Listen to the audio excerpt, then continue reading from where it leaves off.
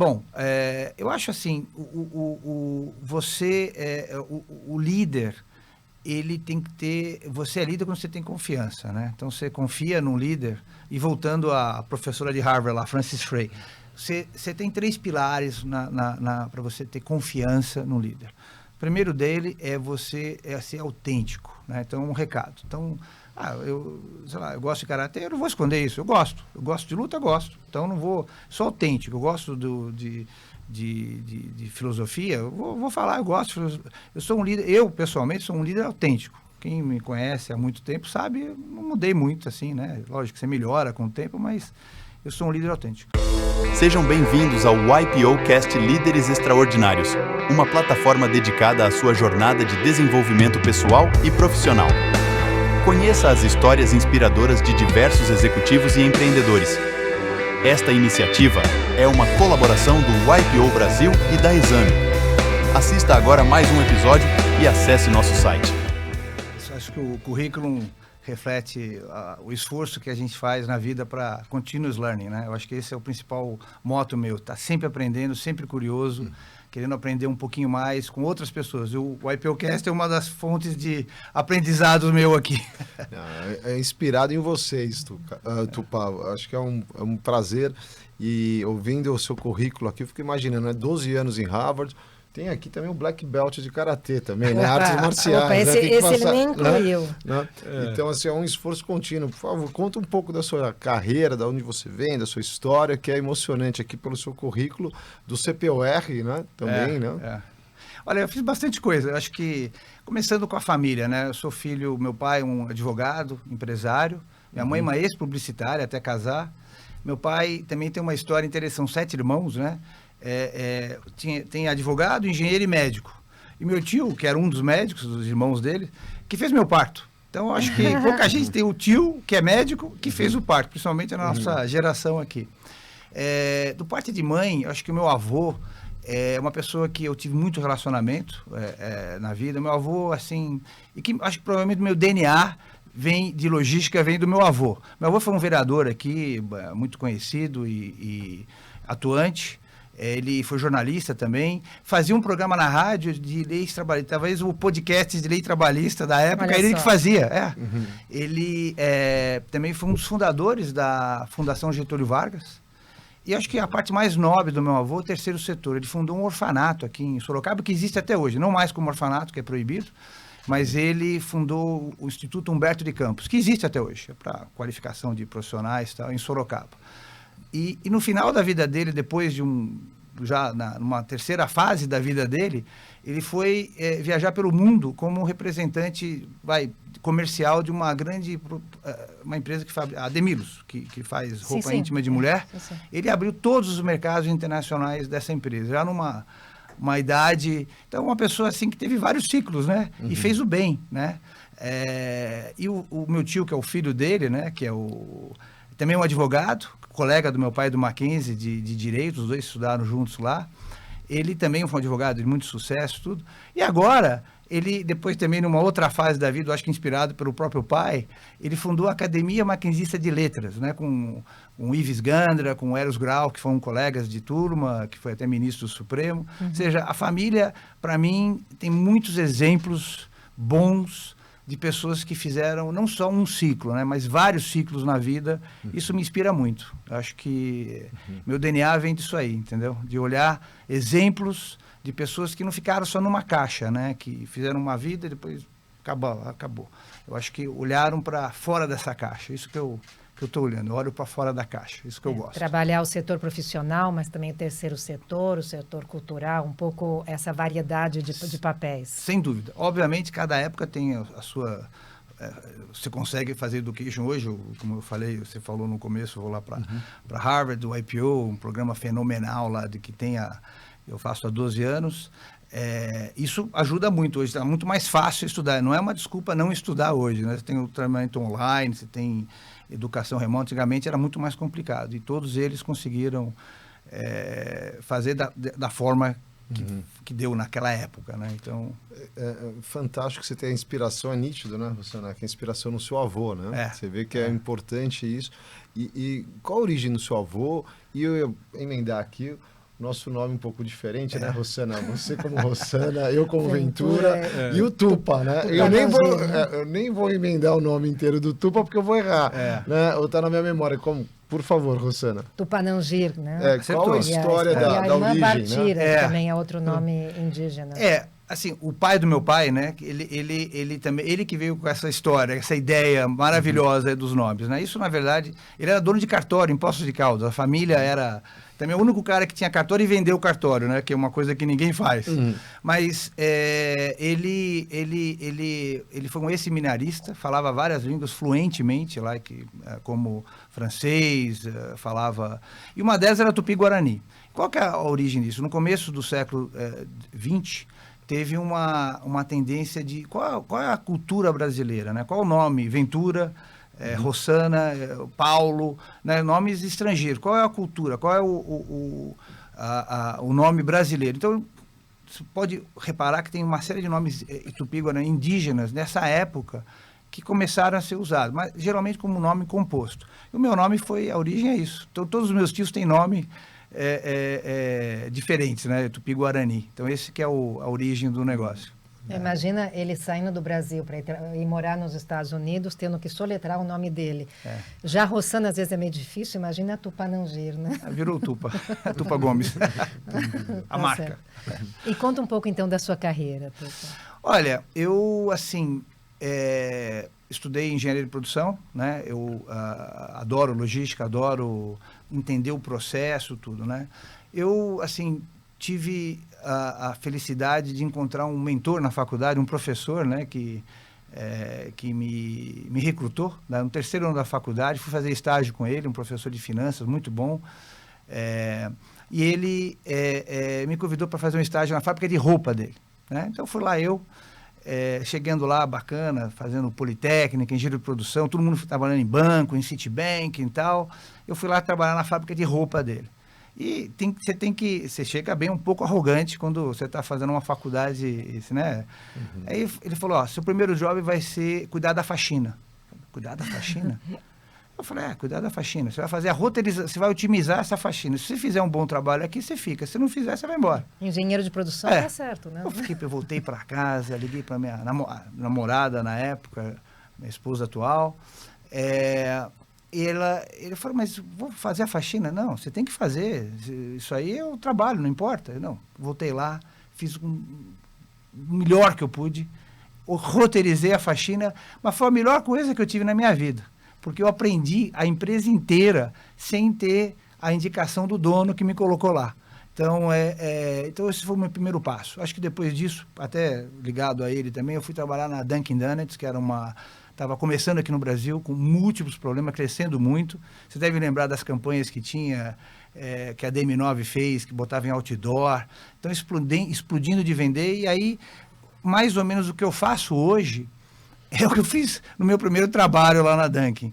Então, que era fazer o supply chain de uma cozinha central, uma comissária que fabricava os donuts e tinha que entregar fresco 24 horas nas lojas. E se não entregasse, não abria a loja. Então, esse foi o meu primeiro job, olhar a produção de donuts à noite, uma padaria gigante, e entregar isso, abastecer nas lojas, né? Então, isso foi muito rico para mim, assim, eu aprendi muito. E aí, na sequência, eu fui trabalhar com... tive uma passagem de franchise, a Alpha Graphics aqui no Brasil, que abriu. Me chamaram lá, um amigo, estamos precisando ser alguém que vá lá para os Estados Unidos, faça um curso lá e traga o franchise para cá. Lá fui eu.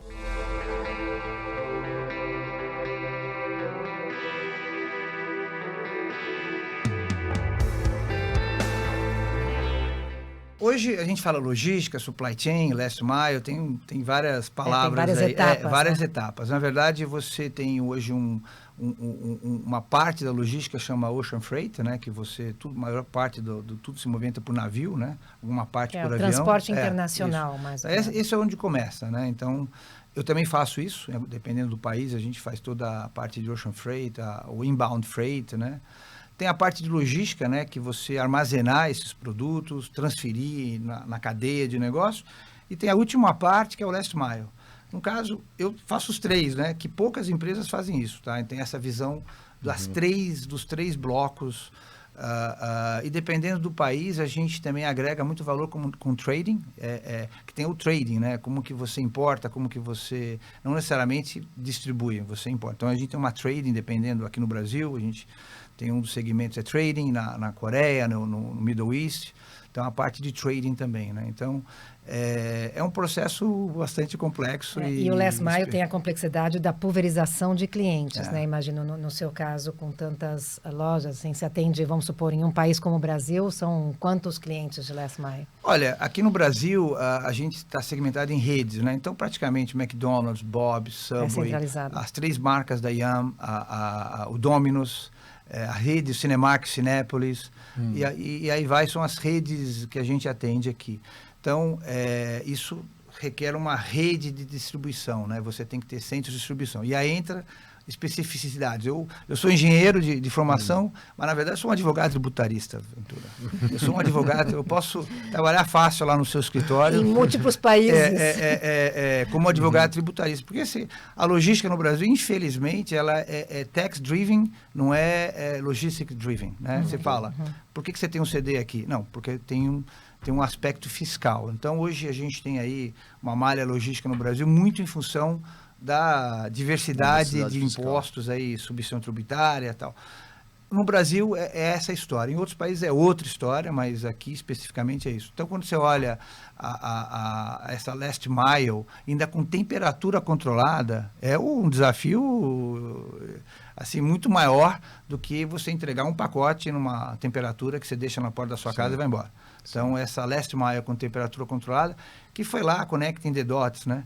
Lá da Kibon, lá da Insol, que eu venho acumulando essa experiência e fiquei 25 anos fazendo isso em múltiplos países aí do mundo, que não é fácil, né? Luciana, eu fico imaginando, né? O jump que ele fez, ou o salto que ele fez do Brasil quando você foi para os Estados Unidos, né? Sim. E aí hoje, como você está falando do mundo, você tem uma visão de logística mundo. Você abriu operações no mundo, né, Tupá? Qual o espírito aí desbravador, a sua força, e conta um pouco a cultura desses países, o que você teve de histórias, de desafios. Você está na Malásia, está em Singapura, na Austrália, na Coreia, né? E você foi abrindo essas operações, né? Então, só para um adendo, o Tupá é responsável pela logística na América Latina, Oriente Médio e Ásia, né? Então, são geografias bem distintas. Tem um motivo por isso, eu posso chegar lá, mas não é o aspecto logístico, porque não faz muito sentido, né? Então, a gente precisa até fazer o homework aí de logística da empresa, né? Não, mas tem um motivo especial por isso. Acho que a história é o seguinte, eu comecei cuidando do Brasil, logo depois a gente comprou essa joint venture, que era meio a meio. Foi um primeiro turnaround lá, primeiro arrumar a casa, fazer a lição de casa financeira, turnaround financeiro, depois operacional e comercial. Aí, logo em seguida, eu assumi Latinoamérica, a gente tinha México, tinha América Central, tinha vários países, eram mais países ainda. E foi até mais ou menos 2010 isso aí, cuidando da Latinoamérica, fazendo botão na casa em hora. Eu gosto disso aí, eu gosto de arrumar a casa e fazer o negócio melhor do que eu encontrei. Aí veio uma oportunidade estratégica, né? Na época, a Keystone era o maior concorrente nosso no mundo, né? Que tinha operações em outros países. A Marfrig comprou a Keystone, provavelmente em 2007, 2008. E eu acho que todas essas crises aí que tiveram no mundo, eu visualizei, até com as conexões que a gente tem no IPO até, né, uma oportunidade de ajudar e a gente comprar a parte de distribuição da Keystone, né, que é justamente os países que eu cuido hoje. Então, essa foi um movimento estratégico de você comprar esses países e aumentar a nossa capilaridade de distribuição. Daí foi que eu chamo, antes dessa compra, a gente tinha Canadá, Estados Unidos e Brasil como os países grandes, né? Não tinha nada oeste, né? Para oeste até. E aí a gente entrou nesse mercado global, virou uma empresa internacional, a Martin Brauer, de fato, e aí eu me mudei para os Estados Unidos, né? Em 2015. Então, a Martin Brauer era o que antes? Era mais América Latina? América do Norte e Brasil. América do Norte e Brasil. América Latina em alguns países, né, pequenos, né? Então, a maior operação era o Brasil, Estados Unidos e Canadá, né? Então, era uma empresa bem simples de ser operada, sem nenhuma complexidade fora o país. Quando você vai para 18 países, que foi o caso quando a gente comprou, entrou Europa, UK, França, Austrália, são países grandes, operações também bastante complexas, o Middle East com 5 países, a Southeast Asia com 2, Malásia, Singapura, a Coreia. Então isso trouxe uma complexidade muito grande para o negócio, né, de gestão, de governança. Então, e aí que eu me mudei para os Estados Unidos e comecei a me envolver mais com esses países e assumir a operação, a gestão desses outros países, que no caso eram 11 de 18 que a gente tinha. Uhum. Então, não só a logística, como também a M&A foram críticos, né? A questão de aquisições, né, sim, na sua foi carreira. Um movimento estratégico aí que foi muito bom, essa parte de... Você tem que estar sempre olhando fora da caixa, você não pode ficar... Isso que eu falo para o meu filho e para outras, como mentor aí de jovens, né? Você tem que olhar fora da sua caixa, você não pode ficar só naquilo que você faz... Na zona de conforto. Na sua zona de conforto. Eu acho que a gente que pratica arte marcial, né? Você não pode ficar na zona de conforto a sua vida inteira. Você tem que sempre, todo dia, tentar fazer um pouco melhor, né? Então, obviamente... Tem riscos, né? Acho que sem riscos você não tem história, né? Acho que é uma frase importante isso. No risk, no story. Tupá, conta um pouco para nós aqui. O que você aprendeu dessa gestão? O que você aprendeu da sua experiência de 25 anos e também viver nos Estados Unidos, né? Conta um pouco a sua cultura, seus aprendizados aqui para os nossos IPOs, aqui ou para os jovens também, como você está falando do seu filho, né? Sim. Ele está estudando lá em Chicago, né? Não, ele se formou. Ele já se formou agora, Nova York, tá?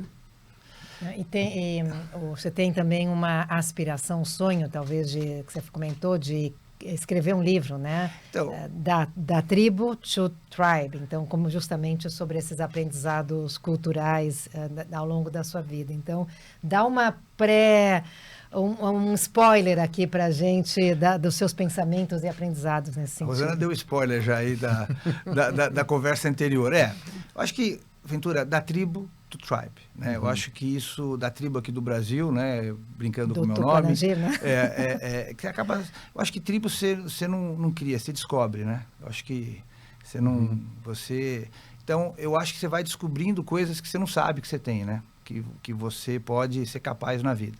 Então, uma delas foi essa capacidade para mudar, né? Você mudar aqui no Brasil, que você tem tudo, que você tem a sua rede de contatos, você do IPO, e tudo mais, e ir para um país que você não conhece, que você vai ser mais um lá, né? E principalmente nos Estados Unidos, que o cara que é um rei em Chicago é nobody em Nova York, por exemplo. Ou então o cara é super bom em Nova York é nobody em Los Angeles. Então isso existe lá, diferente do Brasil. O cara que é o rei em São Paulo é o rei no Brasil inteiro, né? Ou o rei em Recife, todo mundo é conhecido aqui também. Então, eu acho que essa experiência foi ímpar na minha vida, foi muito bom, tá?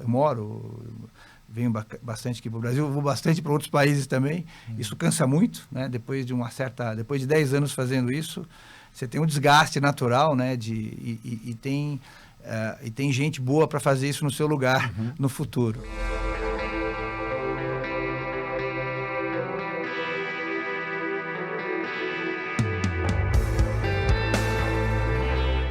Eu sempre gostei muito de estudar e de fazer esporte e estudar, né? Eu acho que são duas coisas que me acompanham. Acabando na Poli, né? Que eu resolvi fazer mestrado para dar aula lá na USP, e posso dar aula, né? Eu tenho mestrado em stricto sensu, que é o que permite você dar aula. E fiz um trabalho de dissertação de mestrado e tal. E pensei, vou fazer um MBA, né? Mas aí já estava trabalhando, já tinha um mestrado, aí resolvi adiar um pouco isso aí, você perde aquela janela, né? Então fui lá para o INSEAD, fiz o AMP, aquele que você fica 3 meses, adorei, foi perfeito para aquele momento de vida. Aí tem o Harvard do IPO, né? O Harvard, que é dificílimo de entrar, né? Uma vez você entra... Uma semana por ano. Uma semana por ano, e se você faz 9 anos, você vira alumni de Harvard. Então, primeiro é difícil você entrar, depois é difícil de continuar, né? Porque realmente é uma maratona de cases, você passa de domingo a sexta, você não dorme, né? Você vira 4, 5 horas por noite, faz a discussão de caso, tem um trabalho anterior, né, que você tem. Então não é para qualquer um. Então muita gente quer ir, vai e depois não é chamado de volta, porque tem um fit, você tem que participar. eu não só consegui ir a primeira vez, como consegui sobreviver 12 anos. Você já é decano, né, Tupá? Na verdade, você vai ser convidado para coordenar o curso. Eu sou um grupo líder já há 4 anos, eu organizo. Na verdade, quando teve aquele Harvard digital, foi o único ano do Covid que teve online. Eu participei da organização. Eu fiz o curso. Lembra que a gente estava nas telinhas? Então, eu participei, ajudei, mais umas 4, 5 pessoas, a gente ajudou na coordenação da... Porque ninguém sabia, né, Rossana? Era novidade. Como que ia ser o... Foi Harvard e INSEAD, foram 2 cursos. O online, o digital, E Harvard teve aquela sala maravilhosa, né? Que tem as múltiplas telas lá, nem sei como chamava. E era muito rápido, era 1 hora. Então, o professor corria tanto que você tinha que ler o caso e ainda acompanhar toda a apresentação. Era uma sala de Harvard, só que era digital, né? O professor no meio e vocês, em vez de estar fisicamente, tinha as telinhas, né? O professor via cada um lá, né? E ainda escrevia no quadro. Então, esse ano eu ajudei na organização. Eu acho assim, o IPO, quanto mais você dá, mais você recebe. Então, eu realmente adoro ajudar essa organização lá do programa de Harvard. A curadoria de Harvard, tá? O IPO não tem nenhuma decisão de case, nada, tudo é Harvard. Mas a gente tem decisões no modelo de negócio. Então, quando a gente vai em janeiro lá, eu já comecei a trabalhar em julho nisso aí. Então, a gente tem reunião, eu tenho que chegar antes em Harvard, ou seja, para mim é um aprendizado fora da caixa, que a gente falou no começo, né? Você participar de outras coisas, você aprende a organizar um evento, só que tem CEO e dono de empresa, ser um grupo líder de cara que é dono de empresa de bilhões, CEO de empresa que não tem tempo para nada, e se deixar o cara lá 1 semana e se preparar antes para... Isso não é fácil, tá? É que nem você o chairman de um board, né? Você tem que gerenciar essa turma e se preparar para a reunião, não é fácil. Mas eu adoro fazer isso. Eu acho isso aí, você traz relacionamento, aprendo muito.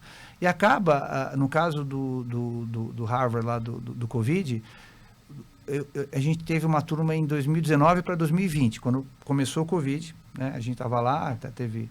Esse fórum, a gente ficou 2 anos fazendo fórum, durante todo o Covid. Eram pessoas do Oriente Médio, do Brasil, dos Estados Unidos, do Canadá. A gente fez um grupo, uma pessoa que morava em Nova York, a gente fez um grupo que aquilo foi meio alicerce até mais do que o fórum aqui. O fórum aqui era Brasil, né? Então, a gente teve um fórum, 2 anos fazendo reunião mensal de fórum, né? Online, do grupo de Harvard. E tem muito grupo lá que vira um fórum de verdade do cara por anos e anos. A ideia, óbvio, você vai para Harvard, todo ano é um grupo diferente para você conhecer gente nova. Acabei de voltar agora desse meu grupo. E foi maravilhoso quando você vê a interação de pessoas opostas, né? Dados os conflitos mundiais aí que a gente tem, as pessoas se abraçando, né? Eu não vou falar nomes aqui porque eu não posso, mas eu tive uma experiência emocionante, assim, até me dá assim lágrimas aqui, né? Tinha uma pessoa que era um judeu e tinha uma pessoa que era um árabe, muçulmano. E essas 2 pessoas estavam num fórum, num grupo, e sempre né? Você fica sempre, né? Um desconforto, né? Você acredita que eu quase tirei uma foto, que você não pode tirar uma foto, né? É um ambiente de confidencialidade. Eles trocando experiências sobre o casamento dos filhos, mostrando as fotos. Sim, uma coisa que só o IPO promove, né? Eles sabem. Se um dia ele ouvir esse podcast, ele vai saber. Me deixou emocionado isso. Sim. De ver a interação das pessoas assim, opostas, né? No caso de país de guerra, falando do casamento dos filhos, mostrando fotos. Achei uma coisa assim tão bacana isso. Daria um filme, né? Daria um roteiro isso aí. Então, mas só o IPO promove essas são as dificuldades. Quando a gente estava esse programa de Harvard, foi específico, né? Dados os problemas que ocorreram em Harvard, né? A saída da presidente. A gente teve um trabalho anterior muito forte de como chegar no campus e ser um ambiente inclusivo e que não tenha, né? Então a frase lá era "Be curious, not judgmental". Seja curioso, não julgue. Não julgue. Do Ted Lasso. Alguém vê, até no YouTube você vai lá do Ted Lasso que ele fala lá jogando dado da história do pai dele, que na verdade não foi ele que falou isso, foi uma outra pessoa, mas então esse trabalho tem uma carta lá do head do IPO de Harvard, preparando o ambiente, falando com todos os Study Group Leaders. Olha, nós vamos chegar lá, não vamos ter uma discussão, acabar a semana da gente com discussões políticas, e não vamos julgar ninguém. Porque então, também não tem certo ou seja errado. Curioso, né? não julgue. Né? Esse é o espírito. Então, isso não é fácil. Isso, para mim, é um aprendizado assim, que eu jamais teria sentado na minha caixinha. Jamais. Olhando a logística, as caixinhas daqui para lá, eu jamais teria isso. Então, você perguntou de uma recomendação, eu acho que você tem que olhar para fora. Você tem que ter, como na minha família, né, outros ciclos de vida. Né? Não só, pode ser até político, social, acadêmico, profissional também, né? Precisa trabalhar, precisa produzir, pagar as contas para pagar o IPO, né? Mas eu acho que você tem que estar aberto a isso, aberto a ser curioso, não julgador, mas sempre procurando ver coisas novas e fazendo, e assim, eu sempre isso vem acho que da minha família, fazer o bem sempre, nunca querer fazer o mal, isso você nunca ganha fazendo o mal. Obviamente, se existem conflitos, existem disputas de negócio, né? Mas, assim, vai ser difícil achar alguém que fala, olha, Tupalá me fez mal, ele me enganou, ele me fez posso ter ganho aí alguma coisa comercial, alguma disputa, mas fazer o mal, acho que isso não está na... São as virtudes, né, Tupá? Tocar o coração das pessoas, a bondade, né? Honestidade, a humildade, né? As boas... Acho que é tocar o coração, né? Sim. Nós somos seres humanos e tocar com os IPOs e influenciar as pessoas no bem, né? Mas com o nome desse que nem o meu fica fácil, né? Lembrar. Bom, acho que a gente chegou ao fim, então, do podcast. Tupa, muito obrigada. Para saber mais, acesse o portal exame.com e busque pelo menu do site pelo canal Líderes Extraordinários.